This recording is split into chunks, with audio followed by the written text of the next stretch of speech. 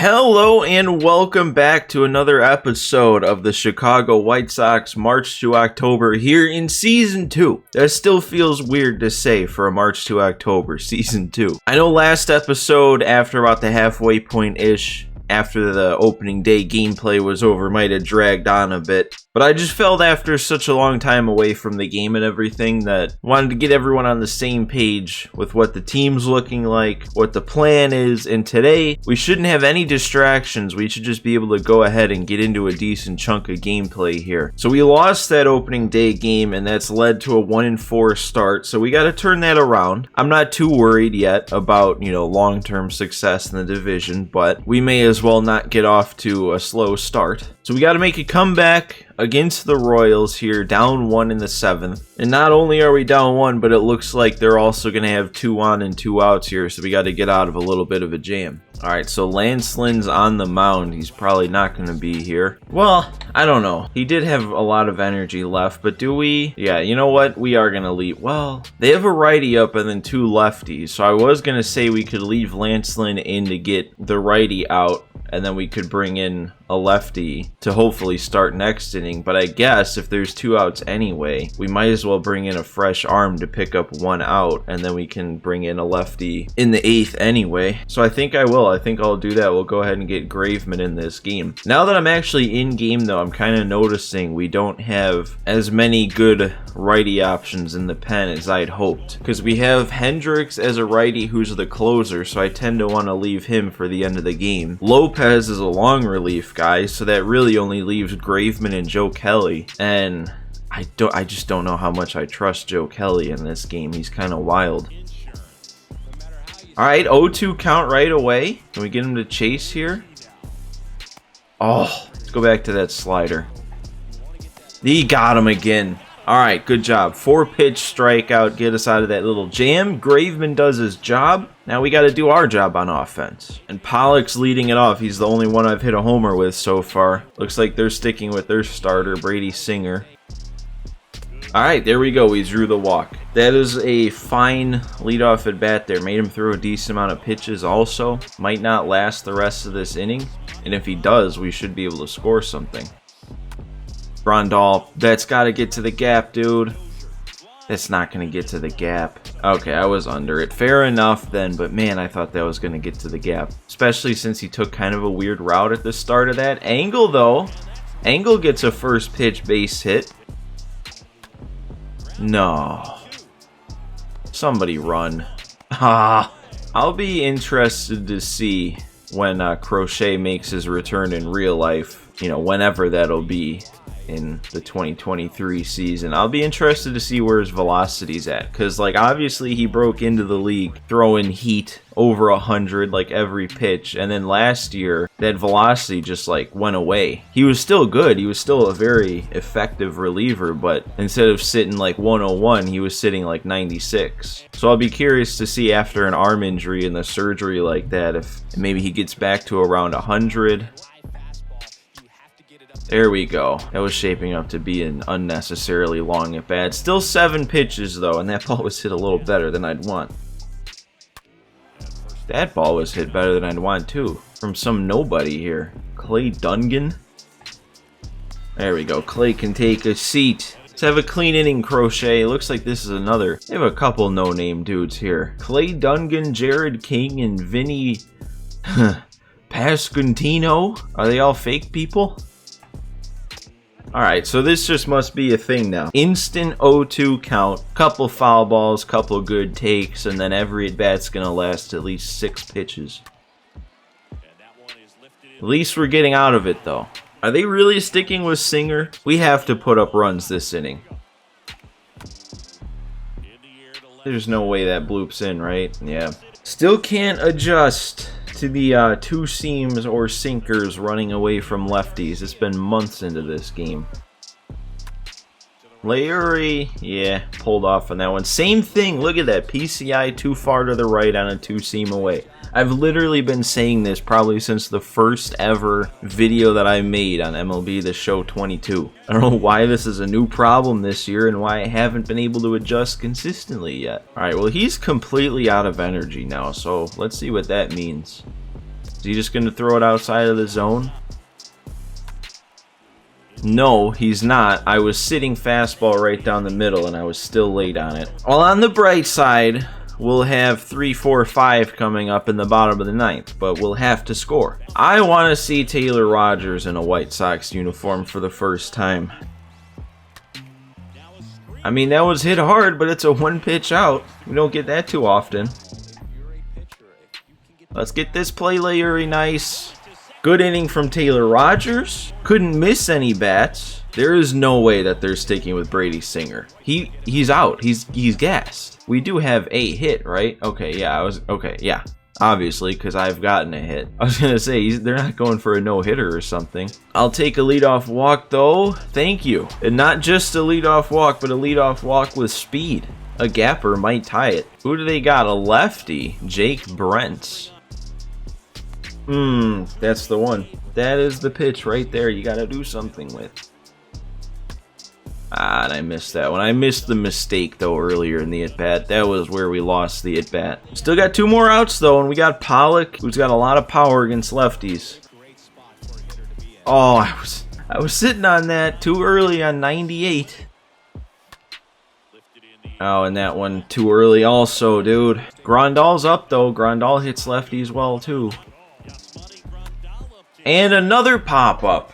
Great timing on the swing. You just can't miss with the PCI anymore. I don't know why I said anymore, because I'm sure that next game I'll have like a swing where I completely miss the PCI and it'll go like 480. This is not a good start to the year, though. That was pretty bad. I'm trying not to get, too down on things too early on here, but this season is off to a very similar start compared to how last season ended. Last season, the offense just kind of disappeared at home in the postseason, if I am remembering that right. Yeah, because we lost all 3 games at home in that playoff series against Houston, but for whatever reason, the 2 away games, I was destroying the ball. And I think both games I've played so far have been home games. So what's going on with playing at home? But anyway, we have an Eloy player lock next up here. Was he the first guy that got a player lock in season 1 also? I don't really remember, but he's off to a rough start, as I would imagine everyone else is to this point. We are 2-8, and the Royals of all teams are 10-1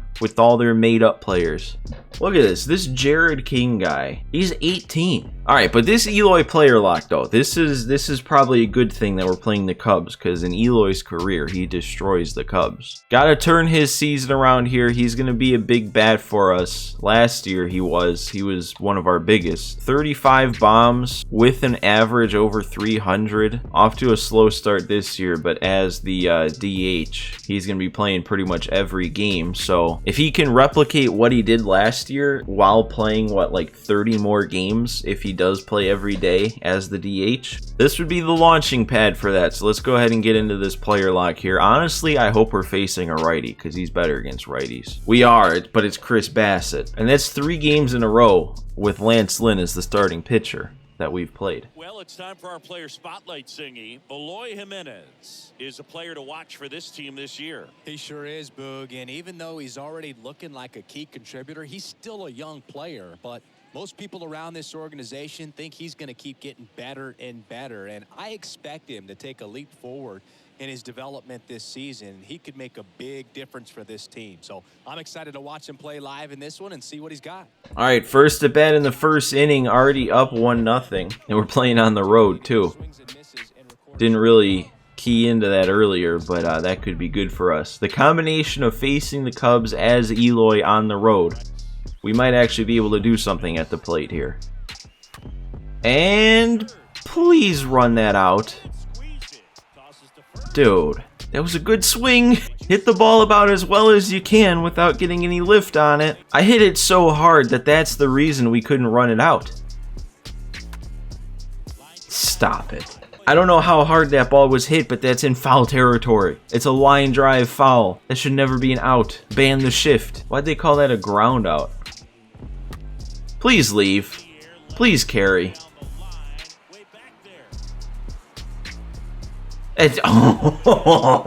Of course. At least we got an RBI. But dude, with the basket and the launch angle of that, had to be inches away from being a home run if he had to jump up like that. That's just a really good pitch. That is a tough one on a 2-2 count. We do get another chance, though. That one's not going to carry either, is it? Another one at the track. Oh, we're going to get nothing. We're going to get no pluses for this game, and we could have been a combined less than a foot away from having at least 2 hits, with one of them as a home run. There's no telling. Okay, we did get 1 plus, at least. Maybe the game recognized that I made some good swings. But good, I'm glad we at least got 1, because I really thought we were going to end up with nothing. So we got 1 plus for Eloy. I'll take it. He was already going to be good enough. Now he's just going to be that little bit better. And we won a game. How about that? So that momentum goes back to neutral. We're going to have to flip it, hopefully, in the next game here. Sweep the Cubs in a 2-game series, and it wants us to handle trade management stuff, so you know what that means. All right, we're going to keep simming, though. We get swept by the Padres, so really we can't pick up a win without momentum against the Padres. Gotta beat the Twins here. We are struggling, dude. Wow. This is actually getting kind of bad here, because our projected wins are steadily decreasing while other teams are going up, and now the Guardians are only 3 wins away projected from what we're at. We really can't be where we're at. I mean, the rest of our division, you got rank 13, 26, 14, and 22, and then we're sitting at the bottom, ranked just number 1 overall in the entire league. This is looking kind of reminiscent of real life, though, with just a quick scroll through of the roster and the stats in the top left. Tim Anderson is like the only one really having a good year, batting .322. Not really hitting for any power, but he's kind of doing what he's doing. Everybody else is struggling. It says Grandal's hot. He's still only batting .239. I guess he's drawing some walks, though, hitting some bombs, so he's not having a bad year. But just about everyone else is struggling. Moncada seems like he's had a decent year, though. Wow, and pitching-wise, pretty much the only 2 people I was really hoping to not struggle are struggling. Lynn is having a decent year, or he's having a good year, actually. Giolito's the one having a decent year. But then you get to Kopech, and he's 0-3 with a 9.39 ERA and a whip over 2. Severino, though, he's doing pretty good as a new signing. And then you go to Cease, and he's even worse than Kopech. So it looks like there's a lot wrong with this team so far, but kind of it's all on me, because I can't win a game to flip the momentum. We're going to get into this next game, though, and it's not going to be easy, because we're down 2 in the 7th, and that's really not good, considering that I just can't seem to score. Oh, they really teased me like that. Loading in, it was saying that it'd be Danny Duffy pitching to Trey Turner, so I thought we were going to get a good matchup, but no, they bring in the righty immediately. What does he throw? 4-seam, changeup, slider, nothing too fast, so we got to wait back a bit. Well, that's just not good. What are we doing swinging at that? Oh! Get up there. Okay, that bounced back to the catcher kind of quick there, but we're up to second. Gotta at least move him over to third now, or I guess maybe draw a walk if he's not gonna find the zone. Yeah, he's not gonna. He threw 5 balls, none of them close to the plate. That at bat. I only made that noise because I wasn't sure if I should be upset at my swing or not because I thought it would get down. Okay, another 3-ball count here. I'd be fine with another walk. So, like, what made me not swing at that? And then a pop-up from Vaughn. The timing is not the issue. It's always the PCI. It's never not the PCI. Oh, we're getting a rain delay here. 45 minutes. I don't know. Does it even matter? I'll click keep current pitcher because, like, we could just bring in someone else anyway if his energy's not good. His energy's not good. We'll see Graveman again. I think every full game we've played, I've pitched with him. Ooh, let's go back to that. He had no clue what was going on. Oh, you wanted it. All right, we'll take that grounder to second. What is TA doing at second base, though, game? What are we doing here? I set the lineups. That's not how it should be. Oh, that's a perfect release, and it still missed. Is that not gonna... Oh, my God. All right. And Anderson's going to make the play again, just at a different position this time. Can we actually score, is the question. We've got Keoni Keller coming in. We've got Angle in the game again. I got a hit with him last time, so I'll stick with him. Wow, he's got a nasty curve, honestly. That is another pretty good pitch, and we got the benefit. That was a weird pitch. It was a good pitch, though, because he broke it back into the zone, and I actually made a solid swing, all things considered. Okay, hang that curve, man. Just hang it, like, right here. Aw, he didn't hang it, though. That was a pretty good curve in the zone. This is as far as I know, Sano's first at bat with me using him. I don't remember using him yet. That's just unfair. It's an unfair pitch. This honestly might be one of the most well-pitched innings that a CPU pitcher has ever pitched against me. I don't think he's made a single mistake yet. Sure, he's missed the zone plenty, but like all the strikes are right on the edges. Oh, there was the mistake. There was the first mistake. Oh, and there was the second mistake. Didn't miss it the second time around. If only Eloy could have done that in his player lock, but I can't complain. Finally, some offense, dude. Game tying, no doubter, in the 8th. Alright, we'll have to take that, though. A walk from Moncada, and yeah, I figured they'd bring in a new guy after that. Drew Strotman. He's already pitched 19 innings this year. I was about to say I missed it, and then I looked, and I don't even know if you can say that I missed it. But hey, we scored. We actually scored. We brought it back tied. We're gonna have to walk it off, though, if we win this one. Crochet is coming into the game again also, and he's having a pretty good year, too, just like Graveman. Got a couple lefties and a switch hitter to face this inning. Let's not do this. Let's not make this at bat longer than it needs to be. There we go. Thanks for listening. No. I don't even think I can call that one cheesy in the same way that like a jammed blooper is. Because he wasn't jammed. That was just kind of what a contact slap hitting kind of guy does. Is he going on this? And are we not going to get him? Why did it take so long for Grandal to get up? Alright, that'll keep him at second also. That works. That's good. I think this is probably a better matchup. And it works. Weak grounder to second. Crochet does his job, keeps it where it's at. It's time for us to score. Dude, those are two really good pitches on the edge there. And that was another very good pitch. You gotta be. Vaughn. It's off the wall. I really thought that was a walk-off homer, but it didn't have enough, dude. Off the wall. I think this is the spot to do it if there ever was. Gavin Sheets to face a righty off the bench. Get through, get through. No! A diving play? Seriously? Oh, I get under that ball, and that's probably game over. Alright, we're going to go to Hendricks then. No chance at a save situation in this one. Couple righties coming up. And I forgot, there must have been an option or something to not have the ghost runner on second. So we got just a clean frame here in the 10th. There we go. Good start. Alright, there we go. Oh, he was frozen. Frozen by the curve. Thankfully, it stayed in the zone. Good job from Hendricks. Really couldn't have gone any better. We got some power coming up. We've got 90 power with Grandal, 99 with Sano, and then 90 with Eloy. Due up this inning. Oh, that might be good.